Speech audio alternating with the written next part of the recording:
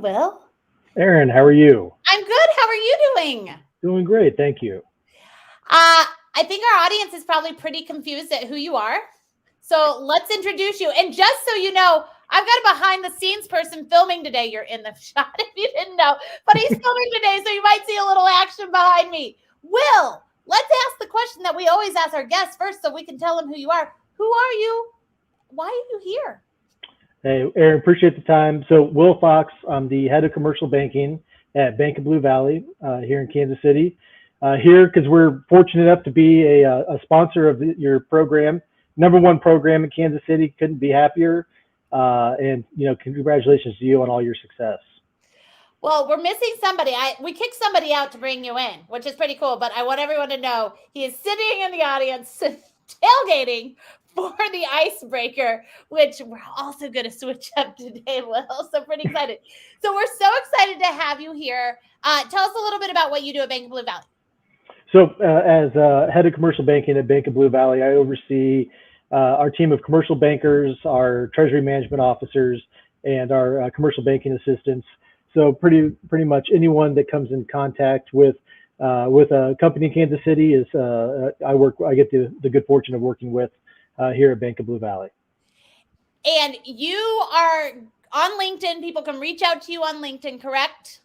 On LinkedIn, longtime Kansas City banker. So, I'd like to think I've met a lot of the people that are watching, but always looking forward to expanding that network and getting to know more people. Kansas City is the biggest small town you can live in, and it's great. It's great getting to know more people.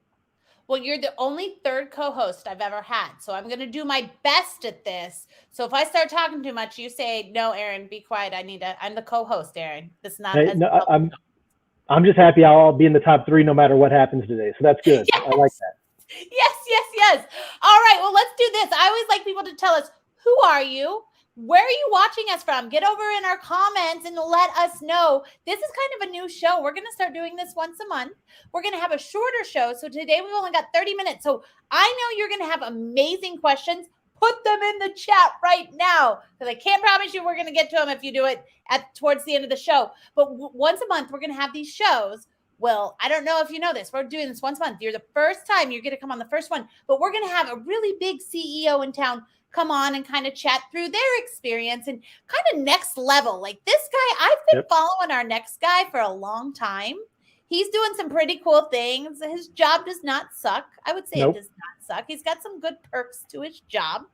And I think that we all have, if we didn't know who he was, we all know who he is, because he made some pretty good decisions going into this football season the past couple of years ago. He's kind of made brought a familiar face on board with him. So let's go ahead and introduce our guest. Are you ready? I'm ready when you are.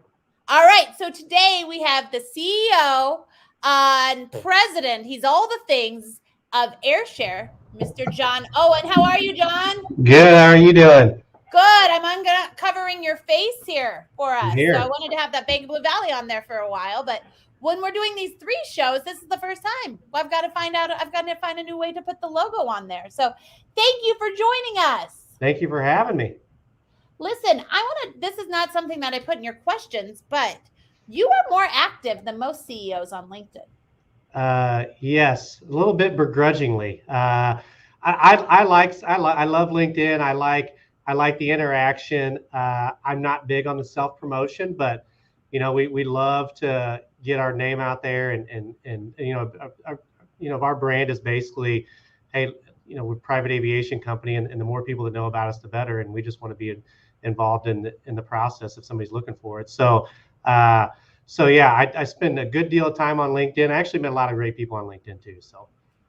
Well, and we were saying before the show that I feel like I know you. You feel like you know me because we have just known each other on LinkedIn. We've never met IRL. That's what the kids say, in real life. So we've got all sorts of people over here, and then we're going to get into who you are. RJ says, "Hey, John." Jennifer says, "Happy Tuesday, everyone. Cheers to another great panel on Drinks with Leaders Happy Hour." Joe says, "Hi." Well, you got a ton of fans already. So for the one person that may be watching that doesn't know who you are, who are you? What do you do? And how do you end up here in Kansas City? The last question is the easiest. I was born here, so I didn't have to travel far. But just like you said, CEO of a company called Airshare. We're a 10th largest private aviation operator in the United States. Do everything from charter to jet cards to fractional sales to whole aircraft management and maintenance.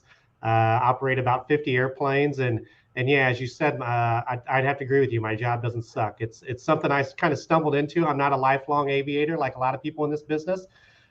Was consulting firms, accounting firms for a long time, many different ones. Ended up being a CFO of a trucking company, and that's almost kind of a little bit what led me here. Is it was pretty similar to the trucking side, and so when Airshare was looking for a CFO, I raised my hand and started out on that side. So I was kind of finance and accounting my whole life, and until I took this role over about 4 years ago. And yeah, it's been a fun, crazy ride. Obviously, the last 2 years were a little nutty, but I'm can't complain. It's the environment and the commercial airlines and everything else has been really good for our business. So like I said, can't complain. It's been fun. Last 2 years have been a little nutty. So I don't fly private very often. I know you guys find that shocking. I have a really hard time flying in general. Let's just say that. I love it though. Have the last 2 years in the private airspace for our people watching that don't fly as much, have more people been flying private or less people as it's kind of been crazy on the commercial side of stuff? Yeah, well, much more. We've gotten to a point toward the end of the year where we had to pause sales on a lot of products, stop sales on many products. We've crazy, which we never thought we'd say this, but we got to a point where we have too many customers. So as customers fall off, it's a little bit of a one in, one out situation right now. So there's we've got a lot of new airplanes coming on at the end of last year, a lot more coming on this year. So we're still ramping up sales and selling shares, but yeah, last year was nuts. It went from pretty much nothing. Like I remember March 16th of last year, 2021, was kind of the date where we shut down our offices and everybody went home and sat around trying to figure out how to do this thing, and flights pretty much dropped to almost nothing. Well, now flights are well beyond 40, 50, sometimes 80% over the same month a year or two before. So yeah, nutty's a good word. Wow. And when you talk about this, well, no, I was curious. So private aviation versus, so do you have a lot of private individuals that are making up your clientele, or a lot more companies coming in and becoming clients of yours? What does that mix look like as you've expanded? We've been primarily business focused. So pre-COVID, about 80% of our customers were businesses. Right now, I'd say it's probably 60%. A lot of what happened during COVID was businesses weren't traveling. Nobody wanted to see anybody face to face, but we did see a lot of people that wanted to travel and do something different, get out of their town, get out of their house, because everybody's been stuck in their house forever. A lot of people that were fearful of getting on commercial airlines. So our leisure travel just went through the roof over the last year and a half or so. And so now our mix is still heavy businesses, but we're seeing a ton more leisure travel for sure. But overall, private aviation is grown significantyou over the last couple of years. Once you get the taste of it, it's hard to go a different direction, right? Yeah, say that all the time. It's once you do it, you're not going back unless you can, unless you have to.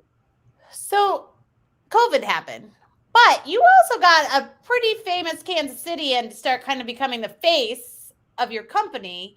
Do you kind of want to talk about how that happened and how that's played into, you think, people doing some of that leisure travel? I would imagine that's played a little into it too as well, right? No, absolutely. No, she's for those of you who don't know, talking about Patrick Mahomes. So he joined Airshare just before the season where he started every single game. So he was one that we liked, obviously a local hometown guy.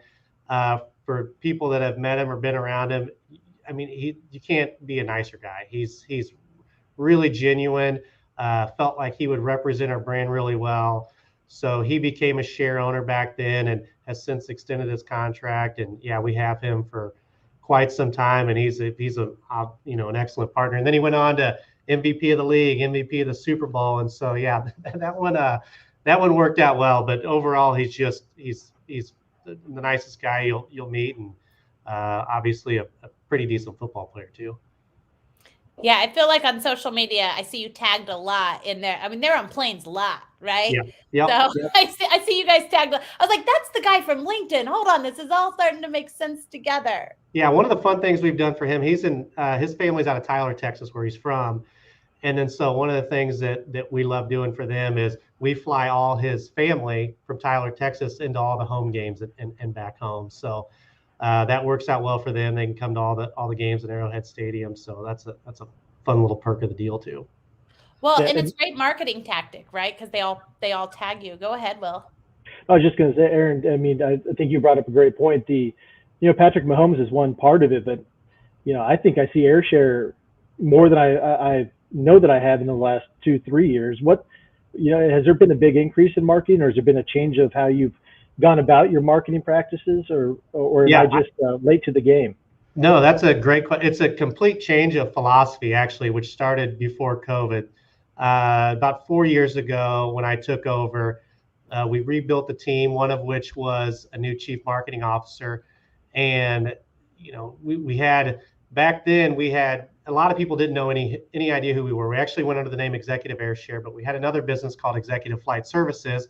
Executive Airshare was our charter jet card business. Executive Flight Service was the managed business and charter business. And we had two websites, two different names. It was, nobody really knew. And so we took a concerted effort of completely rebranding the business, calling it all Airshare, migrated everything into under one name, under one website, and really a full suite of aviation services. We had a lot of people that knew we did this, but didn't know we did this. And for private aviation customers, a lot of what they're in depends on where they're at in their particular, flying life cycle. So, a lot of people will try charter out. So charter is easy. It's just it's a one-off flight. And so we do that. And so people will dip their toe into doing a charter airplane and say, okay, this is really convenient, especially from the business side. I can get to, somewhere in say Wisconsin that's very difficult to get to, or got to go all the way to the West Coast and would like to be home that the same day, but they've got to fly out on Monday, have their 1 hour meeting on Tuesday, and then fly back on Wednesday. And so, and that's where kind of when people start to use it more often, that's when they start to get in the fractional ownership, which is, think of it like a timeshare, which is the easiest one. Yep. And then you got a lot of people that need their own airplane, want their own airplane. And then so we can migrate them into all these different products depending on how much do they need an airplane a year, what type of airplane do they need during the year. And so it's, kind of a long-winded way to say, we were a pretty unknown brand and somehow, somewhat prided ourselves on that, as being the best kept secret in private aviation. Then we woke up one day and said, you know what, we don't want to be the best kept secret in private aviation anymore. We want everybody to know about us. We're as good at this as anybody, and we think we're better than most. And so why not kind of scream to the rooftops? Obviously, use LinkedIn a lot to get the brand out there. So yeah, like I said, concerted effort about 4 years ago to just kind of hit the ground running and expand the brand and expand the business. Yeah, I'm with Will. I see you guys everywhere now. I feel like now, did that CMO have to talk you into LinkedIn, or did you figure that one out on your own? I got LinkedIn. I was back at the consulting firm, so I'm trying to think of. No, it was probably 2000. I mean, it was over 15 years ago, I bet, before anybody knew what LinkedIn. Because I got the LinkedIn invite, and it was from a person at the accounting firm that did the recruiting. And I was like, okay. And then, I sent it out to a couple people, and I remember people were like, what are you doing? Like, stop sending me this stuff. And then lo and behold, 15, however years later, LinkedIn is, everybody knows about it. Everybody's on it. And it's a great platform. I'm personally not a big social media guy. So I have no Facebook account. I've got Twitter and Instagram, but I barely, I think I probably have 6 followers on both. But LinkedIn, I love because I love the business aspect of it, and kind of all the things that you can learn about what's going on. So, and it's easy to get in touch with a lot of people and meet a lot of people that you need to. So it's been great.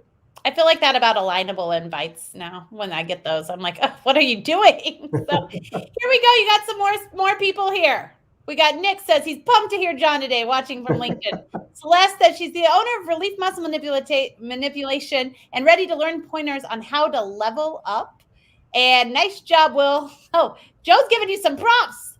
Good job, Will. Okay, Will, this is the question we prepared you to ask. Oh, yeah. Thank you very much. Well, so John, looking into 2022, what's on your horizon? What are you looking forward to for Airshare in 2022? To begin with, hopefully some sense of normalcy. I'm a guy that I love change, like thrive on change, and I get super bored if things aren't changing. I'm kind of over the change and over the surprises. And hey, now we got this and this and this, and constantly trying to deal with how to do that. We positioned ourselves really well going into COVID to grow. We had to obviously put that on pause for a short period of time. We started buying bigger airplanes, looking to expand into new territories. Well, we've just solidified all that through COVID, and now we've really just created the base to go grow. So now, Yep. After 4 or 5 years of doing this, feel like we get to really do the fun stuff, which is, hey, go and look for acquisitions, go and find new territories to roll into. And we've grown the employee base by about 20% over last year, and we've got dozens more job openings that we need to fill. So it's kind of a sense of, hey, going back to a little bit more normal environment, but also so we can just kind of hit the ground running and grow. So Yeah, the fun part, right? You've the got the game plan ready. Now you're ready to execute. Put it on the field. I kind of consider myself a fixer and a builder. I love both, but the fixing's been done for a while, and now it's kind of do the fun build part. Absolutely. I want to focus on your careers real quick because we do have a lot of people that watch this show. Where's the best place to find out about your open careers? FlyAirshare.com. Okay, perfect. Just might as well in today's crazy hiring world. Yes, we might as please, well go on all places. Come on in.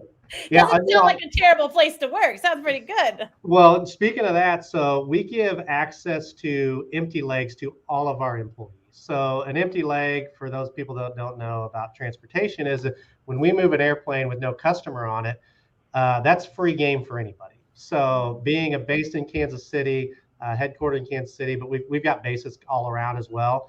Our employees, we send an empty leg out list every day. And all they got to do is call the flight control department, say, hey, can I get on this flight to the Bahamas or out to Colorado or whatever? And if it's available, it's first come, first serve, and you take it. So it's a nice little perk. Fly Airshare as I apply for my seat right here, right? All right. So here's the deal. We've talked a little bit about 2022, but what I want to talk about, and you've touched on this a little bit, but one of the things people love about this show is the optimism, right? And you were in one of those industries that got hit, like shut down one day. What has been kind of the big win that you would have never seen coming these past 2 years? And what did you have to do mentally as the leader? Because we really like to focus on leadership to really take advantage of that win so that here we are 2 years later. Can you believe it? And be like, okay, that's a really awesome thing that happened this past couple of years. The biggest win I feel like we had early on is we kept all our employees. That was number one focus after March 16th, shutting down the offices. We've spent so much time and energy building this business and rebranding it and accumulating, all these wonderful employees. The last thing we want to do is start from scratch and have to rehire a bunch of people when this thing happens. So everybody across the board took a similar pay cut, and we did that until flights started rising, and then we brought everybody back up as quickly as we can, back paid a lot of people. So I'd say number one win was easily that. Secondly is, the last 6 months, it was really totally unforeseen in this business. I mean, things were getting better and people were migrating into private jets, but it really flooded the last quarter last year. And I'd say, truncated probably what was going to take, I don't know, maybe 5 years to get to, shoved it all into about 6 months. So it gave a lot of us private aviation companies, kind of a jump start on where we all felt we'd be. And it really gets us to a point where we started buying bigger airplanes into the fleet. We started adding more managed airplanes in the fleet. We're now looking for additional facilities. And these are all things that we may not have done this quickly. And so it's, allowed us to obviously continue to keep all the people we had, add more people to the mix, and continue to, employ, quite a bit of people.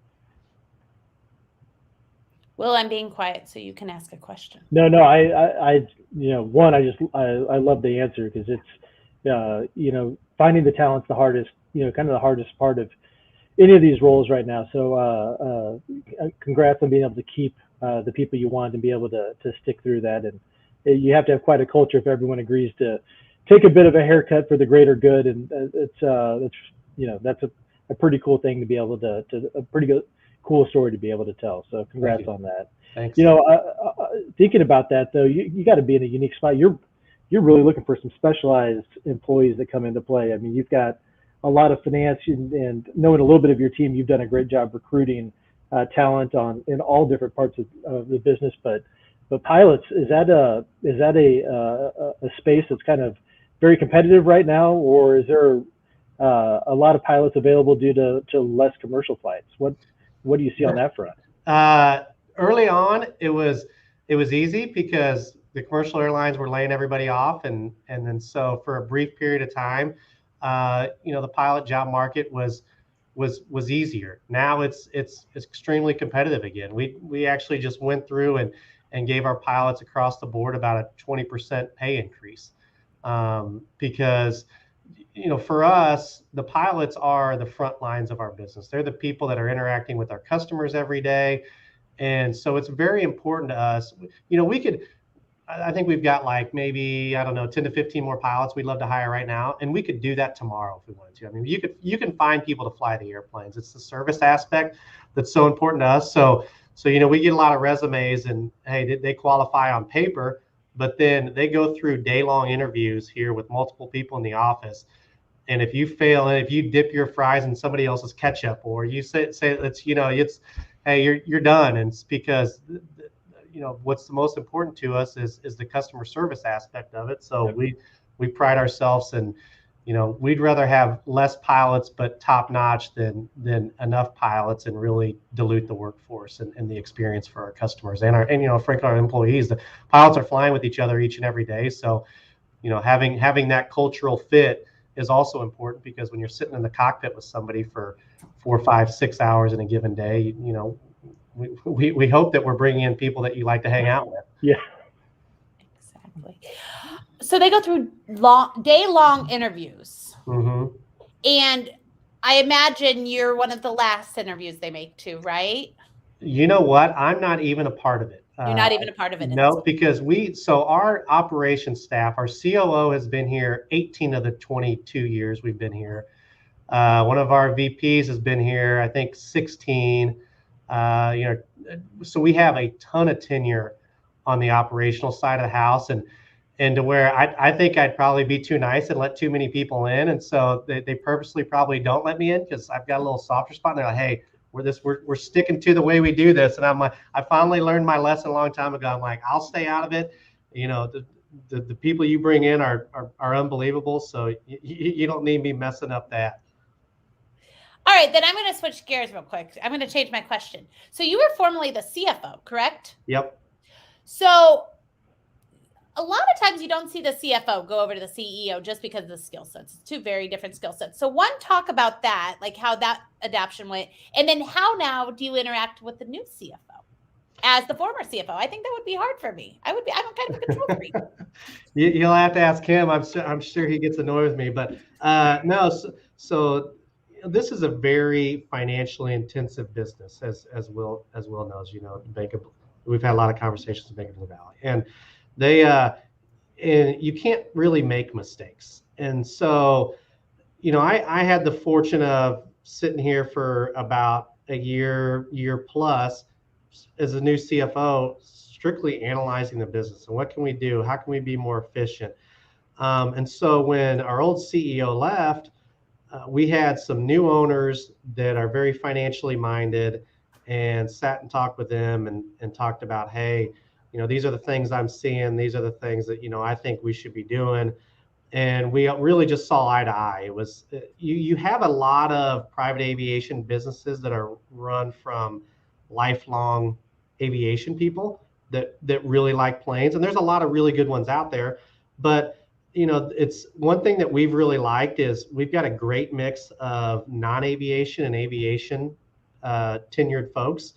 And we work really well together to say, hey, what do you think about this? What do you think about this? On both sides of the aisle. And we've done a good job of, hey, new ideas with old, say safety really, okay, we can't do that. Or and a lot of really aviation people here that are very open-minded to what we can do and really participate in the ideas. And so, I think like a lot of things, I'm fortunate with the circumstance of where I was and when I was there and saw eye to eye with the ownership group. And so, everything's worked out. And I kind of dual rolled for a while because about the time I was hoping to hire somebody, we hit COVID. And so kind of scrapped our way through COVID and got to a point about 6 months ago, like I can't do this anymore. We've got too much going on. So we recently hired a new CFO who's been, amazing. He does a great job, and it's nice to kind of relieve myself of some of those responsibilities. But I've always been kind of financially operational minded, and so yeah, no, it's worked out. Hopefully, it continues to. I'm going to connect with him, but I like that answer. All right, look, Scott, I told you to ask your questions early. Where were you? Sorry to cover your face, John. Real quick. He says, what many people may not know is John Owen was one of the best relationship builders, networkers in Kansas City over the last 20 years. What advice does he have for the audience on how to build a relationships? That's a good question. I kind of learned by accident a little bit. So being really for a large portion of my career, I didn't network at all. And when I left the trucking company, I randomly joined up with this very small boutique M&A investment firm with kind of a dualized role. One was part-time CFO advisory services. The other one was part-time business development. And I really I drank more coffee and ate more hamburgers and drank more beer and, a year or two that I could have possibly ever imagined. But I'd like hanging out with people and I love meeting new people. So it a little bit came naturally. And the more I did it, the more I liked it, but I really stumbled on it.